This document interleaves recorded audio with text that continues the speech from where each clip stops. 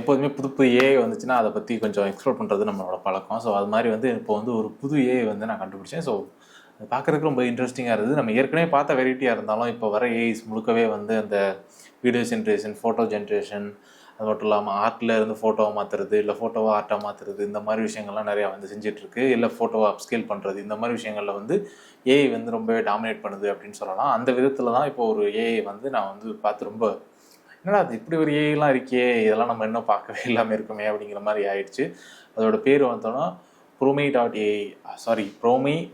promi.ai.pro அப்படின்னு search பண்ணிங்கன்னா இந்த ஒரு வெப்சைட் வந்து வரும். இந்த வெப்சைட்டுக்குள்ளே வந்து சும்மா லாகின் பண்ணிட்டீங்கனாலே உங்களுக்கு வந்து ஃப்ரீ வெர்ஷன்லேயே வந்து நான் உங்களுக்கு நிறைய வெரைட்டிஸ் வந்து நீங்கள் வந்து இதில் வந்து ரெடி பண்ணிக்கலாம்.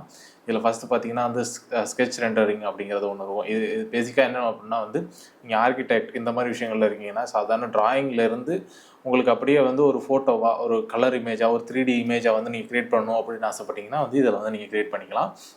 இதுக்கப்புறம் நம்ம எப்போதும் தெரிஞ்சது ஏஐ இமேஜ் ஜென்ரேட்டர். அதாவது நம்ம என்ன விதமான ப்ரொமோஸ், அதாவது எந்த மாதிரி வந்து இதில் ப்ரொமோ யூஸ் பண்ணுறோமோ அதை பொறுத்து வந்து அது வந்து இமேஜ் வந்து ஜென்ரேட் பண்ணோம்.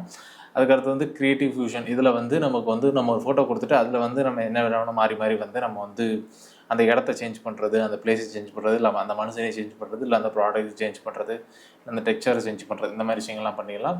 இதில் வந்து இன்னொரு வேரியேஷன் பண்ணலாம். ஃபோட்டோ ஸ்கெட்ச் பண்ணலாம், சூப்பர் மாடல் பண்ணலாம், பேக்ரவுண்ட் டிஃப்யூஷன் பண்ணலாம். பேக்ரவுண்ட் டிஃப்யூஷன்னா ஒன்றும் இல்லை, பேக்ரவுண்டை மாற்றுறது, அதுக்கேற்ற மாதிரி ஆப்டான பேக்ரவுண்டை மாற்றுறது. அது மட்டும் இல்லாமல் இந்த டெக்ஸ்ட் எஃபெக்ட்ஸ் அப்படின்னு இருக்குல்ல, இது வந்து ரொம்பவே இன்ட்ரெஸ்டிங்காக இருக்குது கைஸ். இப்போது நான் வந்து இந்த இடத்துல வந்து ஒரு இதை வந்து செலக்ட் பண்ணுறேன். இப்போ அந்த லேபிள் அப்படிங்கிற ஒன்று செலக்ட் பண்ணியிருக்கேன்னா, இதை செலக்ட் பண்ணிட்டு எனக்கு என்ன மாதிரி இது வேணும்னு கேட்குது. அந்த இடத்துல வந்து நான் வந்து ஒரு டெப்த் கான்செப்ட் அப்படின்னு கொடுக்குறேன். டெப்த் கான்செப்ட் கொடுத்துட்டு இதில் வந்து எனக்கு என்ன மாதிரி வேணும் அப்படிங்கிறத நான் இதிலே வந்து செலக்ட் பண்ணிக்க முடியும். ஸோ எனக்கு எந்த மாதிரி வந்து டெக்ஸ்சர் வேணும் அப்படிங்கிறத இதில் வந்து நம்ம ஃபோட்டோவை தான் அப்லோட் பண்ண முடியும். இன்கேஸ் ஏதாவது டெக்ஸ்சர் ஃபோட்டோஸ் இருந்துச்சுன்னா அதை நீங்கள் இதில் வந்து அப்லோட் பண்ணிட்டு உங்களுக்கு எந்த மாதிரி வேணும் அப்படிங்கிறத இதில் நீங்கள் செலக்ட் பண்ணிக்கலாம். இப்போ நான் வந்து இந்த ஒரு ஃப்ரூட்ஸ் வச்சுருக்கிறது நல்லாயிருக்கு. இது மட்டும் இல்லாமல் இந்த ஒரு இதுவுமே சூப்பராக இருக்குது. ஸோ இதை வந்து ஜென்ரேட் கொடுக்குறேன். இதுக்கு வந்து 0.3 காயின்ஸ் வந்து யூஸ் ஆகும். நமக்கு ஒரு நாளைக்கு வந்து 6.3 கொடுப்பாங்கன்னு நினைக்கிறேன். ஸோ 6.3லேருந்து 6.6 வரைக்கும் நமக்கு வந்து கொடுப்பாங்க. ஸோ அதை நம்ம யூஸ் பண்ணி வந்து இதில் வந்து நம்ம ஈஸியாக வந்து இமேஜ் வந்து ஜென்ரேட் பண்ணிக்க முடியும். ஸோ இதுதான் வந்து பேசிக் அவுட்லுக். இது வந்து நம்ம சாதாரண ஃபோட்டோவிலேருந்து ரெடி பண்ணுறதுக்கு ரொம்ப கஷ்டமானு கேட்டிங்கன்னா அவ்வளோ கஷ்டம் இல்லை. பட் இது ஜஸ்ட் ஒரு செகண்டில் நமக்கு ஒரு ஈஸியான நிறைய வெரைட்டி வந்து கிடைக்கிது. அது மட்டும் இல்லாமல் அதிகமான ஆப்ஷன்ஸ் வந்து இதில் கிடைக்கும். நம்ம ரொம்ப கஷ்டப்பட்டு ஒரு இமேஜ் வந்து க்ரியேட் பண்ண வேண்டியதில்லை. நம்ம ஏதாவது பிராண்டிங் பண்ணுறோம், இல்லை நம்ம ஏதாவது ப்ரொமோஷன் பண்ணுறோன்னா அதுக்கு பேனர் ரெடி பண்ணும்போது இந்த மாதிரி ரொம்ப நேரம் வந்து கஷ்டப்பட வேண்டியதில்லை. டக்குன்னு வந்துமா இதில் டக்குன்னு போட்டோமா, ஒரு பிராண்ட் ரெடி பண்ணாமா, அதில் கொண்டு பேஸ்ட் பண்ணுமா, அப்படி ஆகிடும். ஸோ அந்த மாதிரி ரொம்ப ஈஸியாக போயிடும். பேசிக்காக சொல்லணும்னா அது இதில் இமேஜ் ஜென்ரேட்டர் அப்படிங்கிறது நம்ம DaVinci ஏஐயில் பார்த்தோம்ல, அதே மாதிரி தான் இதுலேயுமே இருக்குது. கிட்டத்தட்ட சேம் தான் சொல்லலாம். இந்த கலெக்ஷனை பார்த்தீங்களா உங்களுக்கு தெரியும்.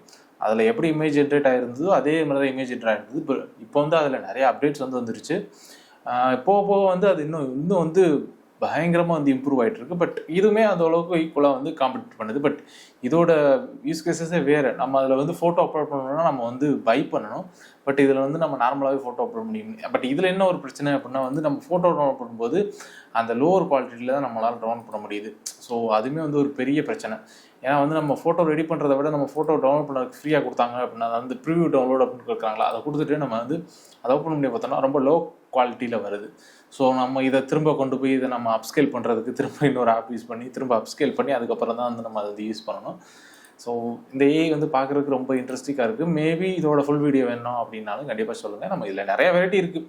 இதில் ஒரு விஷயத்த போய் பார்க்கணுன்னாலே அதுக்கு ரொம்ப டைம் ஆகும். அதுக்கு கரெக்டான ப்ராம்ப்ட் போட்டு அதை ரெடி பண்ணி அதை பண்ணி எல்லாம் பண்ணி அதை நான் ப்ராம்ப்ட் இப்படின்னு எக்ஸ்பிளைன் பண்ணி இதெல்லாம் பண்ணி முடிக்கிறக்குள்ளேயே அது அந்தளவுக்கு இன்ட்ரெஸ்டிங்காக இருக்காது. அப்படிங்கிறதுனால நம்ம ஜஸ்ட் நீங்கள் உள்ளே போய் சர்ச் பண்ணிங்கனாலே இதில் நீங்கள் சும்மா ஜஸ்ட் நோண்டிங்கனாலே உங்களுக்கு ஓரளவுக்கு தெரிஞ்சிடும். இல்லை இன்டெப்த்தாக இல்லை ப்ரொஃபஷனல் வேலை தெரியணும் அப்படின்னா கண்டிப்பாக கமெண்ட்ஸ் சொல்லுங்கள்.